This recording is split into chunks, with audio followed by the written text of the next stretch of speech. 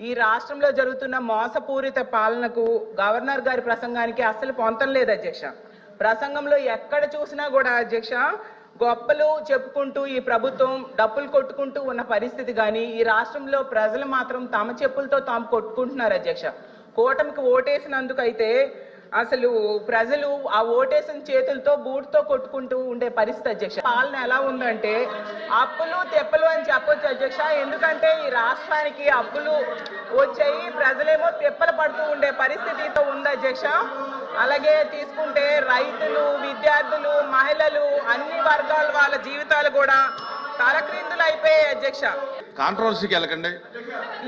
ఈ ప్రభుత్వం మాత్రం గతంలో ఆ గవర్నర్ గారి ప్రసంగంలో చెప్పారు అధ్యక్ష, గతంలో విధ్వంసం జరిగింది, ఇప్పుడు మేము సుపరిపాలన అందిస్తున్నాము అని చెప్పారు అధ్యక్ష. అసలు సుపరిపాలన అంటే ఏంటి అధ్యక్ష అని నేను అడుగుతున్నాను అధ్యక్ష. అంటే సూపర్ 6 పథకాలు ఎగ్గొట్టడం సుపరిపాలన నేను అడుగుతున్నాను అధ్యక్ష.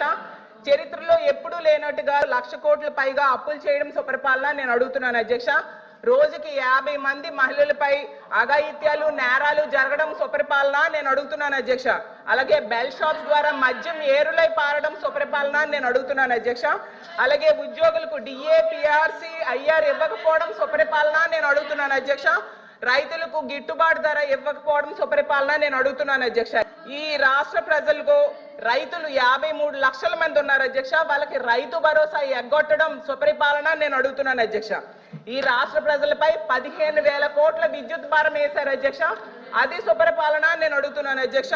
13,000 కోట్ల విద్యుత్ ఛార్జీలు భారం వేశారు అధ్యక్ష, అది సుపరిపాలన నేను అడుగుతున్నాను అధ్యక్ష. అలాగే 60% నిత్యావసర సరుకులు ధరలు పెరిగాయి అధ్యక్ష ఈ 9 నెలల్లో, దాన్ని సుపరిపాలన అంటారా నేను అడుగుతున్నాను అధ్యక్ష. అలాగే మహిళలు సగం మంది ఉన్నాం అధ్యక్ష, మహిళలకు ఇచ్చిన హామీలు ఏ ఒక్కటి కూడా అమలు చేయకపోవడం సుపరిపాలన నేను అడుగుతున్నాను అధ్యక్ష. ప్రత్యేక హోదా సాధించే అవకాశం ఉండి కూడా సాధించకపోవడం సుపరిపాలన నేను అడుగుతున్నాను అధ్యక్ష. పోలవరం ప్రాజెక్టు విషయంలో ఎత్తు తగ్గించడానికి కేంద్రం దగ్గర రాజీ పడడం సుపరిపాలన నేను అడుగుతున్నాను అధ్యక్ష.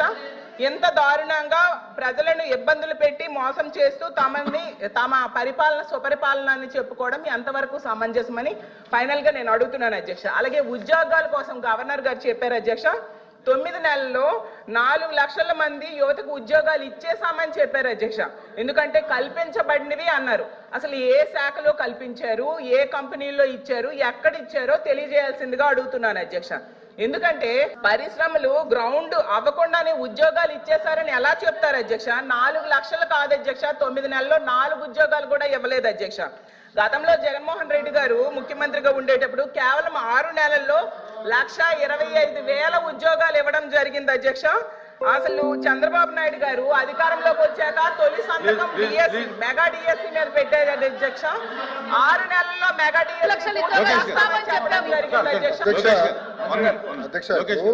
అలాగే తీసుకుంటే గౌరవ మంత్రివర్యులు లోకేష్ గారు జనవరి 1వ తేదీన జాబ్ క్యాలెండర్ ఇస్తామని మంత్రివర్యులు చెప్పడం జరిగింది అధ్యక్ష. క్యాలెండర్ ఇయర్ మారిపోయింది కానీ జాబ్ క్యాలెండర్ మాత్రం ఇవ్వలేదు అధ్యక్ష. అలాగే ప్రభుత్వ ఉద్యోగుల పరిస్థితి, ప్రభుత్వ ఉద్యోగులకి ఏంటంటే 9 నెలల్లో ప్రభుత్వం తాలూకు నిజ స్వరూపం తెలిసిపోయింది అధ్యక్ష.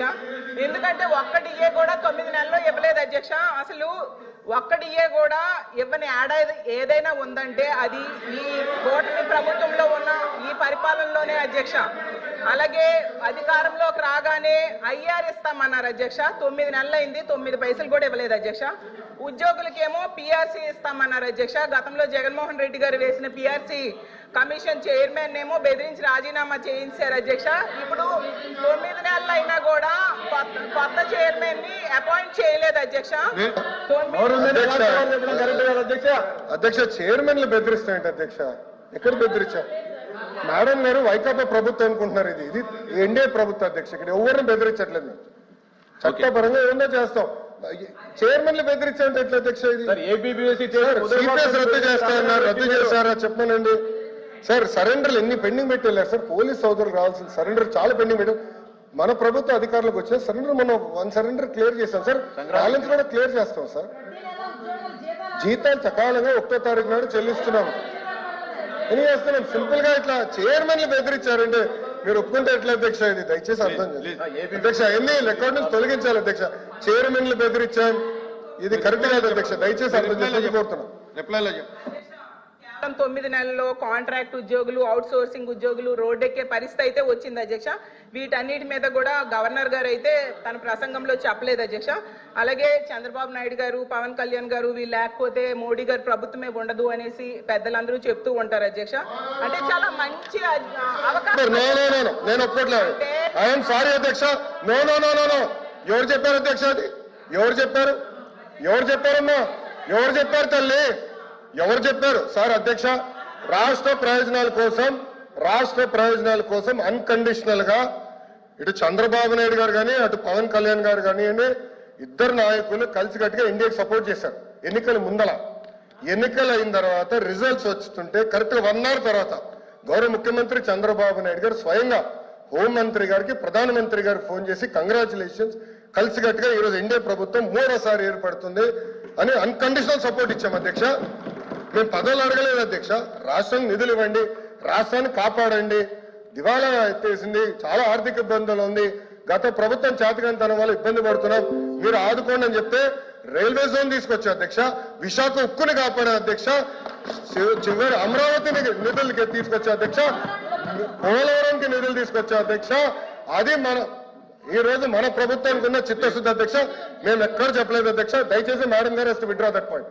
మేము ఒప్పుకోవట్లేదు అధ్యక్ష. అది మటుకు ఏదో మేము సపోర్ట్ చేయకపోతే మేము ఎక్కడో చెప్పినట్లు ఇది సత్యదూరం అధ్యక్ష. మేడం గారు వస్తే విత్డ్రా దట్ పాయింట్ అధ్యక్ష. ఇది చాలా సీరియస్ గా మేము తీసుకుంటాం అధ్యక్ష. అందరూ అంగీకరించాల్సిన నిజం, మన రాష్ట్రంలో ఉన్న ఎంపీల మీద కేంద్ర ప్రభుత్వం ఆధారపడి ఉంది అనేది నిజం కదండి అధ్యక్ష. సో ఇది చాలా మంచి అవకాశం అని చెప్తున్నాను అధ్యక్ష. అధ్యక్ష చూడండి అధ్యక్ష, మాట మార్చుతారు. స్టేట్మెంట్ ఏంటి? మనోడే రాస్తున్నారు, స్టెనో ఉన్నారు, స్టేట్మెంట్ ఏంటి అధ్యక్ష? నేను అది రికార్డ్ నుంచి తొలగించాలి అధ్యక్ష. అది సీరియస్ అలిగేషన్. సీరియస్ అలిగేషన్ చేశారు. మేడం గారు మా పైన ఆరోపణలు చేస్తున్నారు. నేను ఎక్కడో స్టేట్మెంట్ ఇచ్చినట్టు మాట్లాడినట్టుంది, లేదా తెలుగుదేశం పార్టీ సభ్యులు ఏదో స్టేట్మెంట్ ఇచ్చినట్టు మాట్లాడారు. కరెక్ట్ కాదు అధ్యక్ష. నో మేడం గారు వస్తే విత్డ్రా దట్ అధ్యక్ష. చాలా స్పష్టంగా అధ్యక్ష మేడం గారు ఏమన్నారంటే మేము ఎక్కడో స్టేట్మెంట్ ఇచ్చినట్టు, మా పైన కేంద్ర ప్రభుత్వం ఆధారపడి ఉంది అని వక్రీకరిస్తూ మేడం గారు స్టేట్మెంట్ ఇచ్చారు అధ్యక్ష. నేను మళ్ళీ చెప్తున్నా, అన్కండిషనల్ సపోర్ట్ చేశాం. తగ్గిస్తామని చెప్పారు, పెట్రోల్ ధరలు, డీజిల్ ధరలు తగ్గిస్తామని చెప్పారు, నిత్యావసర సరుకుల ధరలు తగ్గిస్తామని చెప్పారు. కానీ ఇప్పుడు అధికారంలోకి వచ్చింది కూటమి 9 నెలల్లో అసలు ఈ స్వాతంత్రం వచ్చాక ఎప్పుడు లేనట్టుగా ధరలు పెరిగిపోయాయి అధ్యక్ష. అసలు అధికారంలోకి వచ్చాక పెట్రోల్, డీజిల్ మీద ట్యాక్సులు తగ్గిస్తామన్నారు, ధరల మీద అవి కూడా రూపాయి కూడా తగ్గించలేదు అధ్యక్ష. అది మీ సబ్జెక్టా? ఇవన్నీ కూడా ఎందుకు తగ్గించలేదు అనేది గవర్నర్ గారు ప్రస్తావించలేదు అధ్యక్ష. ప్రతిదానికి